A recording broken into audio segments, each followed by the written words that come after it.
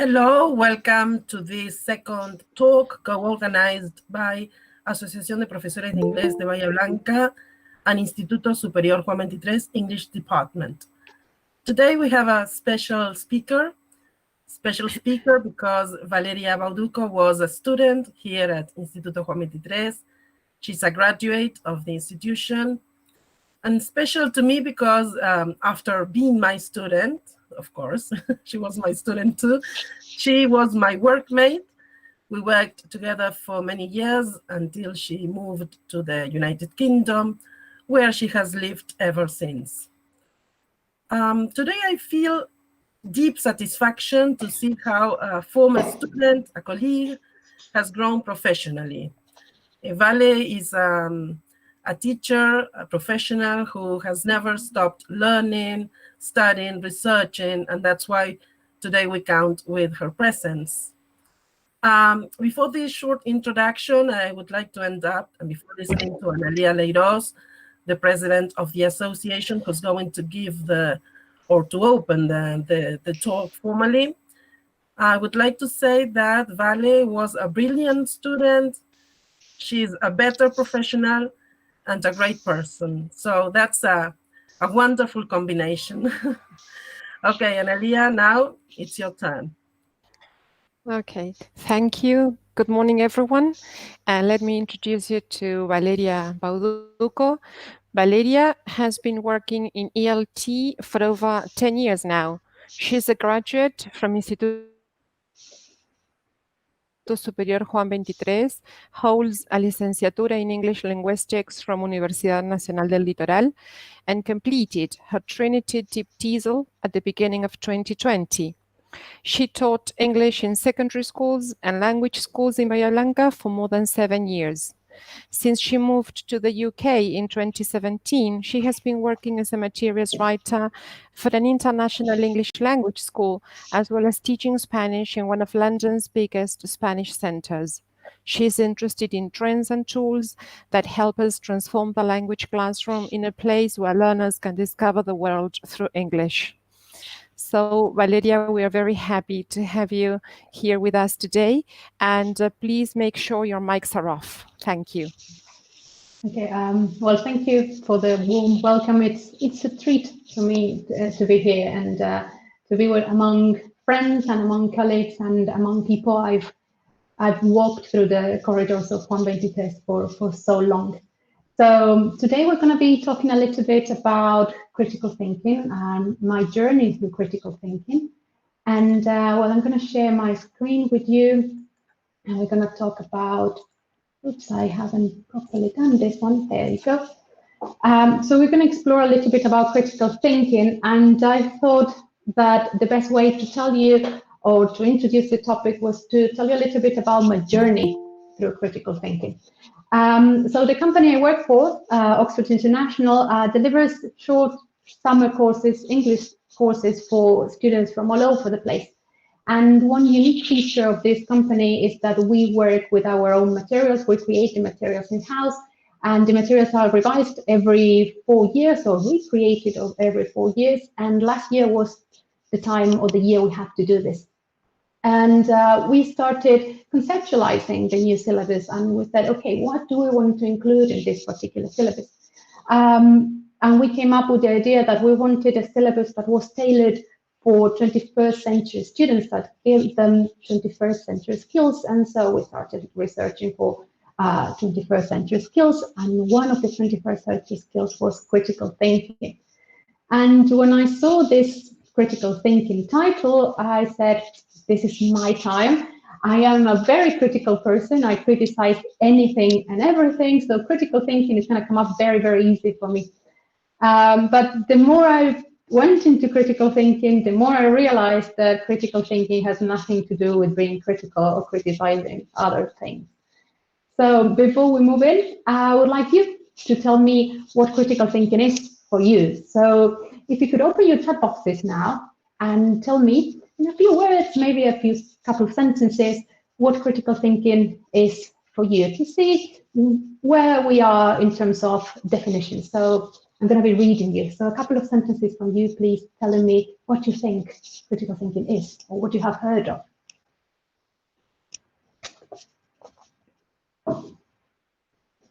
Let's see, no participation so far. I cannot see anybody in the chat writing, please. Don't be shy. So what do you think? It can be words, it can be concepts. What is it for you?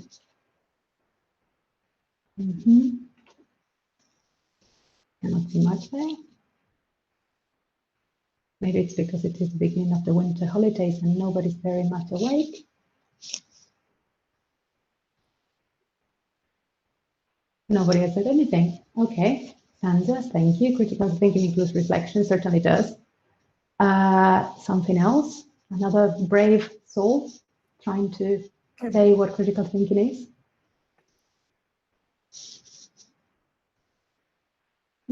It's a very critical thinking activity to do at this time in the morning. Critical thinking in different ways using both hemispheres of the brains. Okay, interesting. He said, let's speak about what you think. Okay, that will be metacognition. Yeah, Gary, to explore deep, simple questions. Okay, cool. One more, and I'll consider this done. Melly, for me, it's the analysis of an issue to a form of judgment. Okay, cool. Well, you know that when I started looking for a definition of critical thinking, I found a variety of things all over the place. There is even a critical thinking organization that have their own website, and their definition for critical thinking is like 4 paragraphs long. So that didn't reflect what I wanted to translate into my materials. And I found a definition of critical thinking that resonated with me from an ELT point of view. And that was this one that I found. So critical thinking is commonly defined as a metacognitive process consisting of a number of cognitive skills and a variety of personal dispositions that, when used appropriately, increases the chances of producing a logical solution to a problem or a valid conclusion to an argument. It's a long paragraph, but in itself we can take 3 main concepts out of this one. For example, we can say that critical thinking is made up of dispositions, that is to say, personal attitudes to the world, and of cognitive skills, that is to say, mental abilities that we use to think and learn. So these 2 things combined create what we call a metacognitive process, a reflective process that allows us to regulate our own learning process. So to understand critical thinking, it seems to me that we have to understand the 2 first components of this definition, that is to say, dispositions and cognitive skills. So what are the dispositions that we are looking for in a critical thinker? First is the inquisitiveness, that intrinsic curiosity for the world. Then it is open-mindedness, being cognitively flexible, accepting of new ideas. Attentiveness, that willingness to concentrate and to focus on the information that comes to us. Truth-taking, which is the idea or the necessity to be well-informed. Creativity, the possibility or the capability of creating ideas outside the box. Skepticism, challenging ideas that come to us, not taking anything for granted. And finally, what one of you said, reflection, the ability to reflect on our own attitudes. And as regards cognitive skills, or to start analyzing the cognitive skills behind critical thinking, we need to explore the theory underpinning this concept, and that is Bloom's taxonomy of learning objectives, which you have probably seen before and you're probably very aware of, because they are a toolbox for teachers and materials writers to write their materials and to challenge students at the right cognitive level. So what is Bloom's taxonomy? In a very abridged version of the definition, it's a classification system for cognitive skills, or those learning skills that go on inside the mind. So what he did back in the day, back in 1956, was to put them in this sort of pyramid that we see here, and to name all of the levels with nouns, for example, knowledge, comprehension, application, analysis, synthesis, and evaluation, because these are the products that the different cognitive skills aim at obtaining. Later on in 2001, Anderson revised this pyramid or this taxonomy and added some aspects to it and also changed these nouns for verbs. And there are many representations, or visual representations of this Bloom's of this Anderson's new taxonomy. But I have chosen to use one that is represented in a sort of a staircase, because if we think about it as the journey that our students need to take from the very, let's say, lower points of learning into the more difficult stages of the cognitive process, a staircase is quite representative of that. So these cognitive skills here have been classified into 6 different levels, as you can see, starting from remembering, understanding, applying, and then moving on to analysis, evaluating, and creating. Notice that the last step in the staircase was not present in Bloom's taxonomy. They have added this new step in the revised version of the taxonomy. So you might be wondering what happens at each of these stages. Well, at a remembering level, a student can memorize, recall, or remember information that we give them. Take, for example, us teaching them a set of vocabulary on, I don't know, furniture or a grammar rule. So at this level, a student can remember what we tell them and memorize this information. At an understanding level, a student can make connections with previous knowledge. And for example, if we have already taught them how to build or how to construct a comparative form, they will see an adjective with an ER ending and associate the concept that we taught them before with the new word that they have in front of them. And so they are able to make connection and say, okay, good, this is a comparative as the teacher told me. As an applying level, a student can use the information in a different task. Usually this is what happens in the controlled practice stage of our lessons. So now that they know the rule behind comparatives, they can complete a fill in the gap activity that will give them, some adjectives and they have to put them back in the text in the comparative form. These 3 levels, remembering, understanding, and applying, are what we know as lower order thinking skills. And then things get a bit more interesting. At an analyzing level, students can distinguish between the different parts of a concept. For example, given a paragraph or a text, a student can tell that there are different ideas there. They cannot yet tell us what the difference is, but they can understand that there are different ideas. Similarly, if we give them some examples of a superlative form or of a superlative sentences, they will be able to say that there are different elements to the sentence. They will be able to identify the, most, and if we're talking about the short adjective, the ESD ending. Analyzing is closely related to the next level of this taxonomy, which is evaluating. Students, now that they have dissected the part of a concept, they can make judgments and assess and give value to each of the parts of what they have analyzed. So, for example, once they have split or separated the different parts of a paragraph, they can now say that some of these ideas are supportive arguments and some of them are main arguments. Similarly, they can risk it and create a hypothesis or a rule as how to the superlatives work in English. And finally, once they have gone through all these steps in the staircase, they can there create something new. And this is what we know as the production stage of our lessons, when they can actually make the language their own and produce something with what we have given or what we have told them. These last 3 steps of this Bloom's taxonomy or Anderson's taxonomy is what we call high order thinking skills.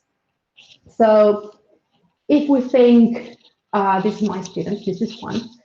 If we think of this as a staircase, our aim as teachers is to take our students up in the staircase, one step at a time, and challenge them to keep on learning and to keep on increasing the complexity of the cognitive processes that they are working with in their minds when they are learning a language. So at a very lower level, he will be able to recall information, then he will be able to explain concepts or say, yes, this is the comparative. Then they will be able to use the comparative in one of those little grammar exercises that we give them. Then he will be able to break out the rule and make it his own. Then he will assess different value. Okay, the most important bit of a comparative form is the ER ending. Sometimes when I'm not talking about irregular forms. And finally, they will be able to create their own sentences comparing the 2 siblings. So this is more or less what we based our cognitive skills idea on. But before we move on, I would like you to have a look at this. These are 3 activities that I found in books that we have all worked with. So have a look at them, at exercises 1, 2, and 3, and tell me at which level we are challenging our students. What levels in this taxonomy, in this staircase that we just saw, do you think that we are asking our students to place themselves? So again, open up your chat boxes and tell me, what do you think? What are the levels of the cognitive skills behind each of these activities?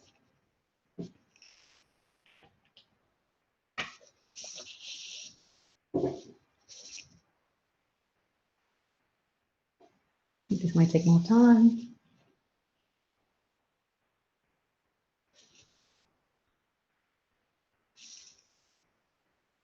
Can you see your thinking faces and you're trying to recognize which book did I take these things from? You have all worked with them. 3, applying in a controlled context. Thank you, Sandra.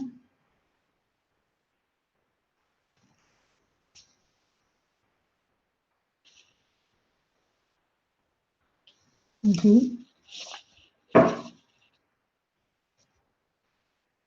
see which other guesses we have.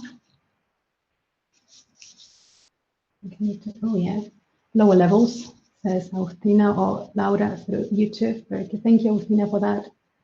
Giselle says lower levels. Gisela says applying in a controlled context. Yes, very good. Well, yeah. So most of them, remember, first what we do is ask our little Juan to remember the jobs vocabulary set that we have taught him, and then understand the concept from the picture, and then put it back into a crossword. Second exercise, similar.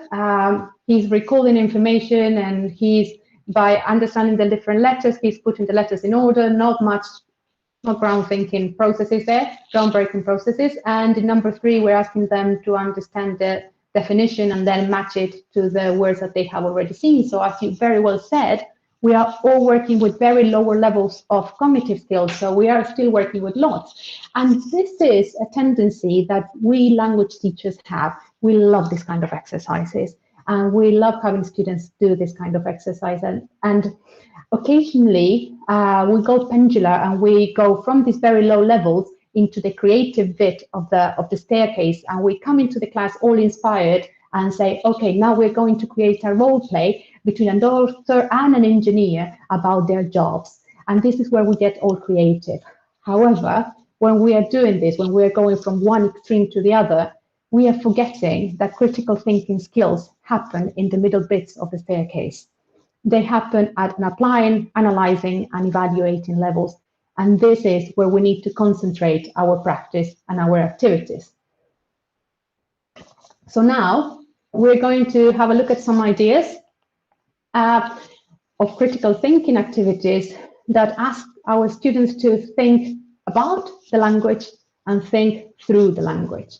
By thinking about the language, they are becoming language explorers. We want them to own the content, to see language, to see English in this case, as a set of, as an information, as a piece of information, as a concept that they need to dissect and own and make their own, so they can be creative with.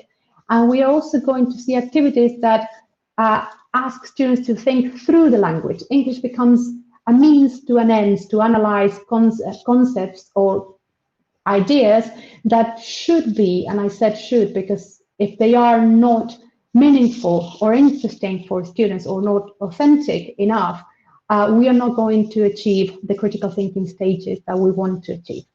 So let's have a look at these ideas that explore critical thinking activities from very low levels of proficiency into higher ones. At A2 levels and above, we can ask students to classify vocabulary. We give them a set of vocabularies, let's say sports, and then we ask them to classify them according to the fact they need a ball or they don't need a ball. They can be done outside or indoors. And what are we doing when we ask them to classify vocabulary according to given criteria? We're asking them first to recall the information, understand what they are talking about, apply it to a different concept, and then exploring each of the concepts in particular and seeing what each of the sports needs and where it can take place. So for example, football, oh yeah, football is played with a ball, so it goes in the balls category, but it also goes in the outdoors category because it's mostly played outside. So I'm asking them to analyze the concepts in particular and then place them into the different categories I've given them. We can ask them, or we should ask them, to take an inductive approach to grammar. That is to say, we should guide students to approach grammars and then having them discover what the grammar rule we are trying to teach is. If they take responsibility for their own learning and they slowly but firmly discover what the grammar rule is about, this is a concept that is going to be learned for life instead of the teacher preaching or lecturing about the grammar rule behind the past simple tense. In text or when practicing reading skills, we can ask the students to compare, register, give them an email and give them a letter, and ask them to analyze which are the clues that the language gives you to say that, or which are the examples of language that we're going to use in a letter and which are the ones that we're going to use in an email. So they're going to become language explorers and become interested in what happens in front of them. We can also ask them to work through the language. We give them a story, anything that's interesting for them. It can be a horror story, a sci-fi story.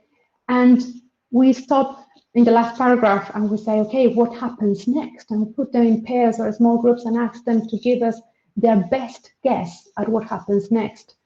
What are they going to be doing with this? First, they're going to be analyzing all the elements of the story. With the elements of the story, they are going to create possible outcomes.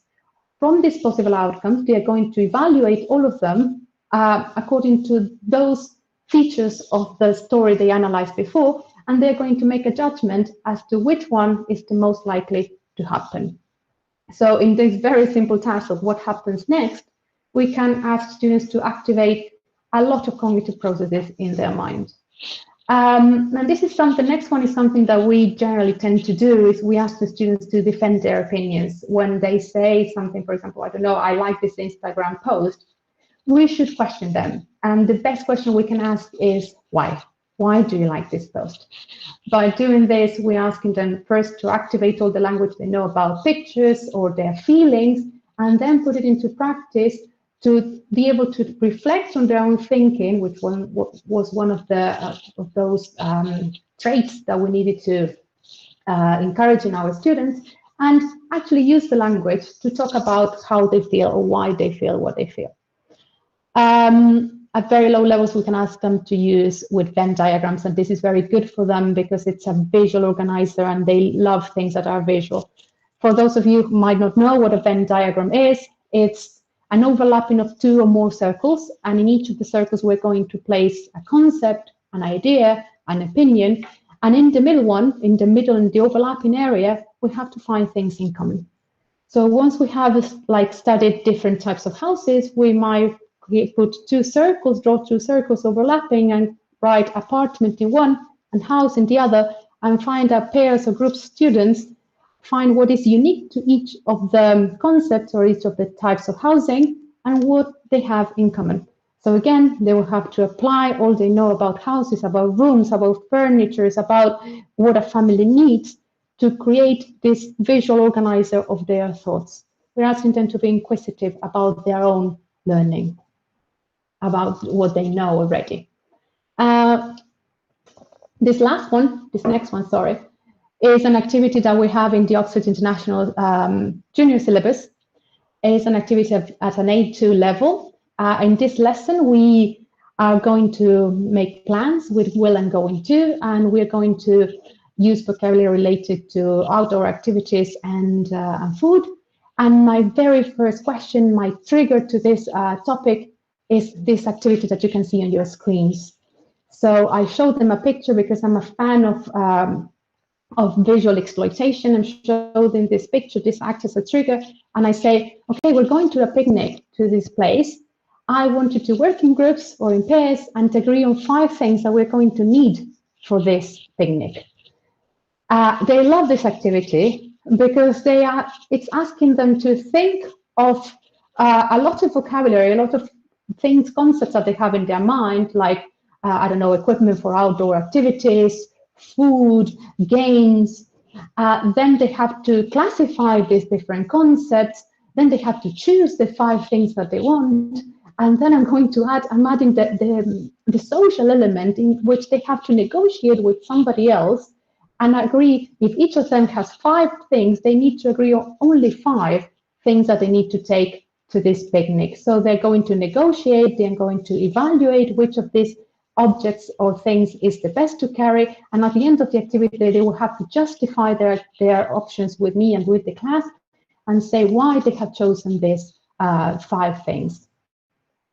They enjoy this, and it takes a good 15 minutes for them to agree on 5 things that they need for this picnic in this beautiful lake.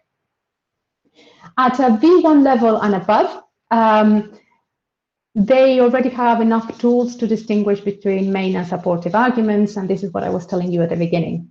Given a text or a longer just a paragraph, they not only have to differentiate or distinguish and pick up different ideas, they also have to evaluate them and tell me which ones are main ideas or main arguments and which ones are supporting arguments. They can also compare the meaning and connotation of words. Again, they are mature enough to know that skinny and thin are not the same, even though they have a similar meaning, or cheap and economical are not the same as relaxed and laid back. They are able to explore the language or the language items in context and, let's say, take out that connotation, negative or positive, that the author or the writer gives to his words. We can also ask them to distinguish, and this is a very, let's say, a very useful activity for life, not just for the language classroom, to distinguish between fact and opinions. Given any piece of news, give them any piece of news and ask them first to distinguish between the different concepts or the different statements, and then tell them to look for the bias in the text. What are the clues that language gives me to tell me that we are in the presence or we are in front of an opinion rather than a fact? And by doing this, every time they're going to analyze a piece of news, they're going to spot certain language items that are going to be like warning signs. This is an opinion rather than a fact. And then I can go all creative at a V1 level and ask them to create an ad on anything we are working with. Let's say we are working with, again, different types of houses. Sorry, I'm not very creative today. And we have to advertise this particular house or this particular apartment in Airbnb. Let's create an ad. Why are we creating an ad? You might mean, okay, this is a very creative thing. We are not going through the process in the staircase, but we are. We are actually asking them to take this flat and find every feature that makes it particular, then evaluate these features against the audience they want to advertise to, and then come up with something creative that puts forward their ideas on what are the most important elements of this flat and why people would like to rent it. So far, so good. Yes. This is probably one of my very favorite activities from the junior syllabus that we are working with, and it is a good activity because a critical mind is a questioning mind, and this activity builds on questions, and it also builds on intercultural awareness, and this is something that we need to try to aim in our classes. The students that come to our courses come from a very particular audience, let's say, and for some of them, this picture might be completely alien to us. So our job is to take them out a little bit from their bubble and show them something different and question them about these differences. The first question or the first instruction I'm going to give them is, what questions come to your mind when you see this picture? This can be done as a whole class activity, and each student will come up with one question, and maybe the questions remain unanswered, or maybe somebody else attempts to reply or to answer the question, the most important part of this activity is for them to question something that is different to them and to come up with questions that are not yes/no questions, but maybe more open-ended questions. The second part of this introduction to the topic of creating of narrative tenses, because this is a lesson in narrative tenses, is to think of 5 questions, to take the role of a journalist and to think of 5 questions they would like to ask these ladies. This can be done individually or in pairs, and it's very rich. Again, the questions would probably get no answer, but the fact that they are putting themselves in the shoes of a journalist who are like reflecting or being sympathetic to this ladies' reality is what I want from this activity, and so my job is done there if they are able to produce 5 questions to ask these people. And you might be impressed at the depth that they can ask questions at. At a B2 level and above, things get very interesting. We can ask them to summarize the text. So in previous levels, they spotted main words, then they spotted different ideas in a text or a paragraph, and now I ask them to make these ideas their own and put them in a summary. So everything that they've been practicing before, analyzing a text, assessing the value of each of the arguments, will now come into place to create something completely new in their own words, but also using words from the text that are useful or that they think are relevant to the topic they are writing or speaking about. I can also ask them to categorize words according to context or register. Words might have the same meaning, but you might not use them in the same context, and this is part of their improving their awareness as foreign language speakers. This is something that a native speaker would be very aware of, and when to use a word and when not to use the word. But sometimes foreign language learners do not have this ability, and we need to help them become more aware of this different context register dichotomy, let's say. This is a particularly difficult one, working with jokes, but it's definitely one that is very worth it. Why? Jokes work with wordplays or with double meanings. And what makes a joke funny is when we place these double meanings into an appropriate context. So for a language learner, this takes their cognitive skills up to the staircase immediately, because we are not only asking them to process the language at a different level, and we're asking them to analyze the context, the paradigmatic contents, and bring the two things together to make sense of the joke. If they can find it funny or not, it's probably a cultural thing, but asking them to analyze why people might find it funny, it's already worth it. Debates are another way to foster critical thinking skills. Why? Because we are forcing our students to listen in to their peers and consider the arguments they are saying, consider what they are saying in readiness to make a decision on how to answer to their arguments. Personally, I think that the most important part of the debate sometimes takes place before the debate, when we give the group of students their stance, the stance they have to stand up for, and we ask them to analyze the weaknesses and the strengths of this stance. By doing this, we're asking them to, again, dissect the concepts that they are working with and make judgments as to which one might be most relevant to bring up in the debate and not. And then if we wanted to bring this to yet another level of complexity, we can ask students to exchange their stances. So once they have analyzed the stance against, they have to defend the stance for. And then we're asking them to analyze a completely different set of ideas. For all these activities I've been talking about before, flipped classroom techniques are very advisable and recommendable. Why? First, because we're asking students to use English outside the classroom, in that they have to investigate, research an idea, and then bring them back into the classroom. And we are also asking them to become more responsible for their own learning. And then the time that we didn't spend explaining a concept or explaining something in the classroom, we can use for debates, for example. We can make use of this time in more challenging cognitive skills or cognitive tasks. And finally, one example from our junior syllabus again. Each of the lessons in the junior syllabus starts with telling students what the lesson is going to be about, because we want to give them a context to work with. This one in particular is about school stress. And before we start talking about should and shouldn't, if I were you, I would, and all these grammar structures we want them to use in the class, I introduced the topic by showing the name of the topic, school stress, and asking them to give me or to write one thing that they know about the topic. Once they have written this, I go to the second level, one thing that they think they know about the topic, but they're not sure about. And third, one thing that other people think about the topic, but might not be true. What I'm doing with this is actually taking my students into 3 different levels of information. I'm asking them to give me a fact about school stress, something they know. I'm asking them to tell me something they think but not sure about, which makes it an opinion. And third, I am asking them to separate their opinions and their knowledge from other people's knowledge or prejudice or bias and tell me about that.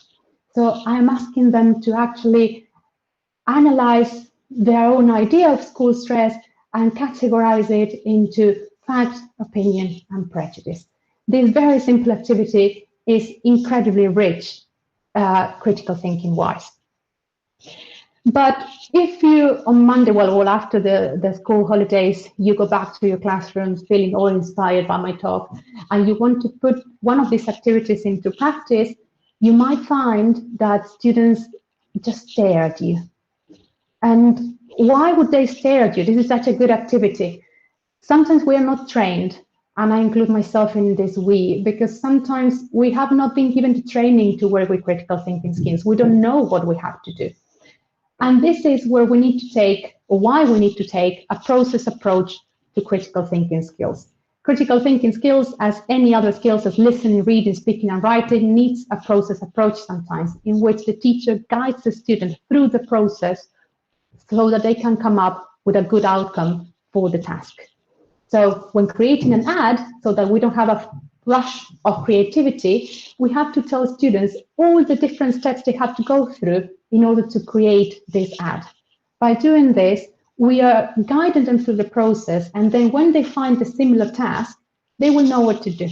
So we need to take, at the beginning, a process approach to critical thinking and critical thinking activities. And those activities, in my opinion, are very interesting, and I tend to do them quite a lot with, even with my adult students, who find them really interesting, and sometimes they don't know what to do about. And it has helped me wonder why we should take critical thinking into the ELT classroom when it is so difficult already to do it to somebody, for somebody in their own language. Why should we do it in the ELT classroom, where everything is a little bit more difficult? First, because we lived in a globalized world, and that means different ideas, different points of view, and we need to give students the tools to create their own judgment. Second, because we lived in the age of information revolution, and we are bombarded with different types of information, with different sources. And again, we need to give students tools to process all this information that comes to them, and so that they can assess the reliability and the validity of the information that is coming to them. And third, because it has a key role in language learning. All communication, all authentic communication takes or involves some degree of critical thinking.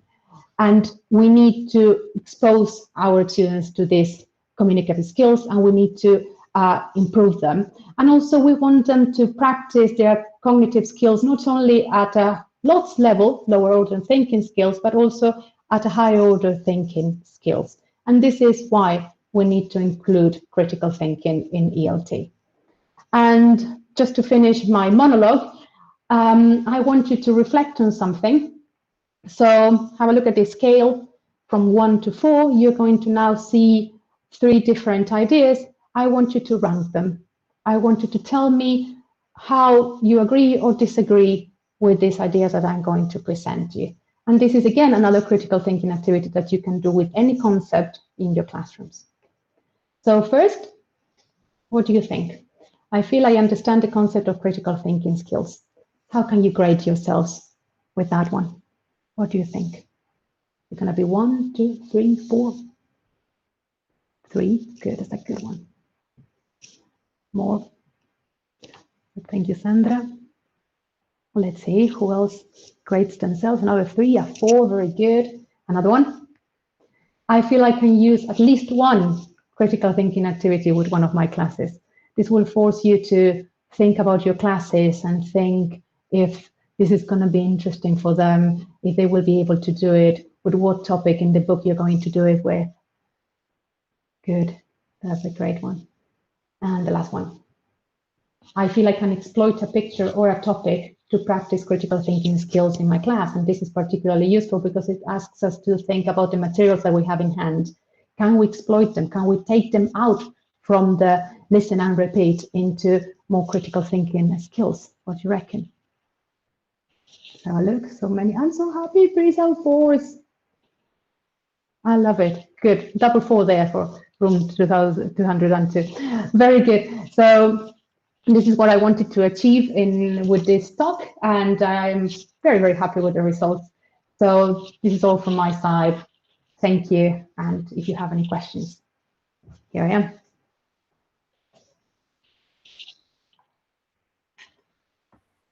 Okay, Agus, would you share this part of the talk? Agus? Yes, of course. Thank you very much. Thank you very much, Vale. And I'll be ready to pass forward the questions that people may post in the YouTube chat. If anything. If not, I can fill the time. I can talk for ages. One of the things that came up when we were in class talking about critical thinking with the 4th-year students was techniques to foster critical thinking, and I think you've been through some of them.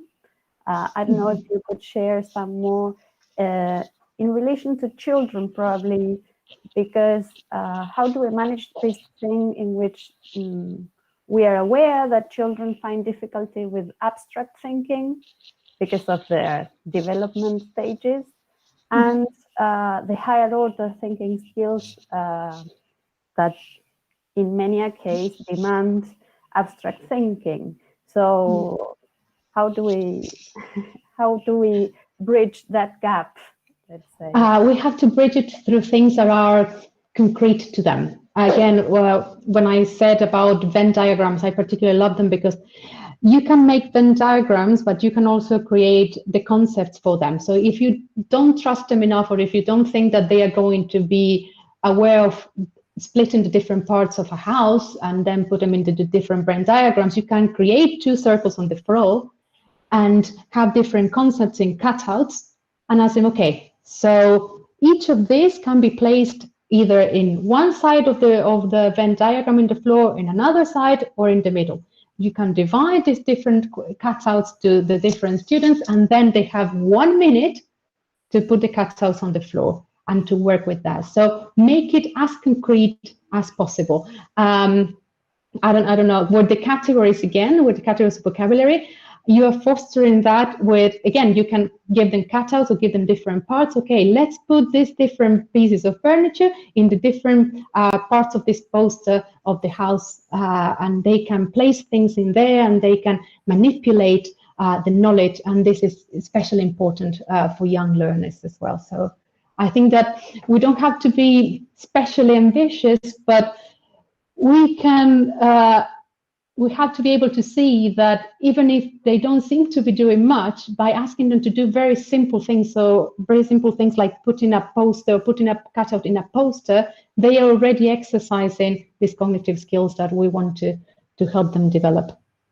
Maria Jose has asked, how do we make sure that the solution to a problem is logical? Well, critical thinking is a very personal thing, right? There isn't a right or wrong for a solution to a problem, and it's a very personal outcome as well. So as long as you have made sure that your students have actually considered the problem from different perspectives and have analyzed all the possible outcomes of these possible solutions to a problem, you should consider your job is done with them, because they have used this critical or these cognitive skills and they have put them in place. If the thing is right or not, this would be up to life to be decided, but we cannot say that a solution is right or wrong sometimes, especially if it is to an abstract problem or if it is a matter of opinion.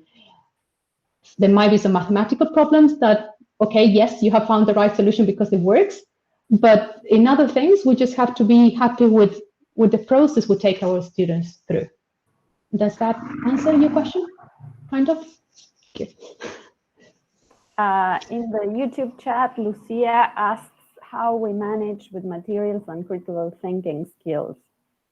Okay, this is particularly interesting because we are seeing a lot of publishing houses going into critical thinking. There is a little section in all of those new materials saying critical thinking.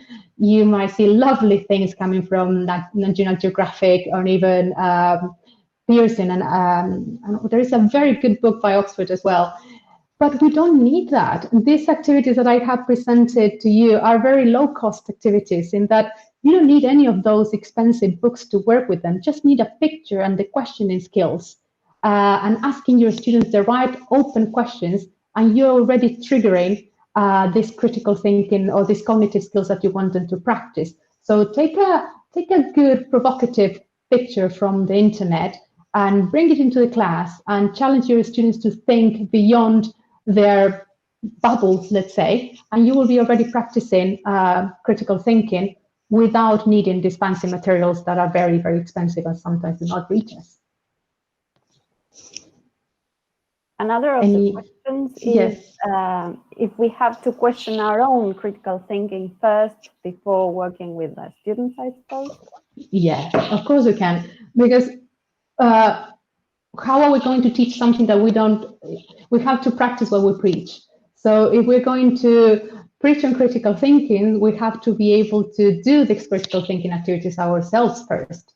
So if they see that we can go through all the steps in the ladder ourselves, or all the steps in the staircase ourselves, it's a good way to actually telling them how to do this. So of course, we need to practice it first ourselves and be aware of what we are doing. We need to be reflective of our own thinking and work on that before we try our students to do that. And I think that in this case, what education is moving forward towards critical thinking, and I think that the job you guys are doing in teacher training is good for that, because we are trying to. It's not like in my time, some of my teachers, I wouldn't say that they weren't very keen on critical thinking, and sometimes it was just a passing of information. Nowadays, I think that we have all changed and adapted, and from a teacher training perspective, we are moving forward towards analyzing knowledge before trying to pass it to students or trying to help students acquire this knowledge. So I think we are moving forward in that, and we are becoming more reflective teachers each day. Is there a way to make sure that we are open-minded enough to foster these critical thinking skills? It's like asking ourselves, are we crazy enough or are we normal enough? We are never going to be able to, because it's like there is not an IQ test yet that teaches you or that tests you or assesses your critical thinking skills. I think that the way we navigate the world of these days is also a great test in itself. Because if we are able to, when we process information that comes from our WhatsApp groups, our beloved WhatsApp groups, and we are able to tell that this is fake news, that this is something that somebody else has written for the purpose of entertaining himself, we are already practicing our skills, and we can consider ourselves successful in the critical thinking area, let's say. So this should be our test: how we navigate and how we approach information, and how we process everything that we learn every day. For example, for your students, whenever you teach them something, and if they don't take it for granted, you should be happy as a teacher, because they are not taking what you say as a holy word, but they are questioning, and by questioning, they are seeing the validity of what you're saying. So that is already critical thinking. Okay. Alcida says, how can we make critical thinking activities more learner-centered when teaching this in a virtual context? Oh, by just asking them a question and waiting for them to reply. you are making it learner-centered, because you might realize when you do this that if you ask them a question now, or tell me 5 questions you will ask these ladies, like the picture I showed you before, you might notice there is great silence at the beginning. Nobody's going to say anything. But we as teachers in the virtual world, we have to embrace the pause, and we have to give them time to think. And in this silence, they're going to hopefully feel uncomfortable enough to start speaking. And when they start speaking, one will say one thing, and it will be a chain reaction. All of them will want to participate, because these ideas are in their mind. And of course, they have ways to ask questions to these ladies, and they will have loads of questions to ask them, but sometimes they don't dare. So as teachers in the virtual world, we have to be patient and take a step back and let them time to think and to dare explore the language and use the language to explore their own ideas and their own opinions on the world. Sorry, I interrupted. Faustina. No, that's fine. Another question is how to deal with shy students who are reluctant to speak in class. Put them in pairs. Pair them with somebody they like at the beginning, and then with somebody they don't like. Because they need to be able to talk to people they don't know, and they need to be able to talk with people they are not super comfortable with. But at the beginning, put them in a safe group, so they are in their comfort zone from an emotional point of view, and that hopefully will let them speak. And then when they are confident enough, and when they receive enough positive feedback from us and from their peers, expose them to the rest of the class. At the beginning, they just need to feel comfortable enough to speak. Vale, you talked about this staircase, going along the steps towards creativity.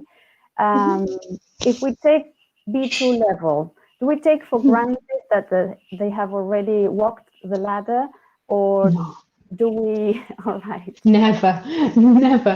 And this I will answer from personal experience. When I was learning English, I got to Juan XXIII with a V2 level. And I put V2 level because I was good in grammar, but some of my skills suffered because of those grammar skills. And while I was learning the language, I was always asked to think in English. And I could never think in English. And I felt so frustrated because I couldn't think in English. I couldn't do what my teachers demanded me to do, to think in English. And then while exploring critical thinking, I realized that actually I wasn't able to think in English because very few times I had been asked to actually carry out a thinking skill or an actual thinking in English. I had never used the language to think things through the language. So again, this is a skill that we need to foster from very young learners until they reach B2 if we want to get something in B2, not just for the sake of the teacher who is teaching B2 level, but also for the sake of the students who are going to use these skills as they progress in life. So no, we cannot take it for granted, and you're going to face many classes in which you go with these very creative activities like creating an ad or creating a story or coming up with a very good ending for a story, and they're just going to blankly stare at you because they don't know how to do it. So let's not take things for granted. Let's take a process approach to these skills. And if we're sure that they know the tools or they know the steps of how to do it, then we can just throw the task at them and make it more learner-centered and let them work on their own. Hope this answers the question. Yeah, perfectly. Sorry for the interruption. I don't know whether you have more questions. We can listen to a couple more questions. No. Okay, so we can end up now. We would like to thank Vale, yes, for being so kind to meet us and to share with us all the knowledge you have on this topic. It's been a pleasure. It was a great talk. And then I would also like to thank everybody to join us, and Ines from the REC, who's always there, attentive to any queries, and she's someone who.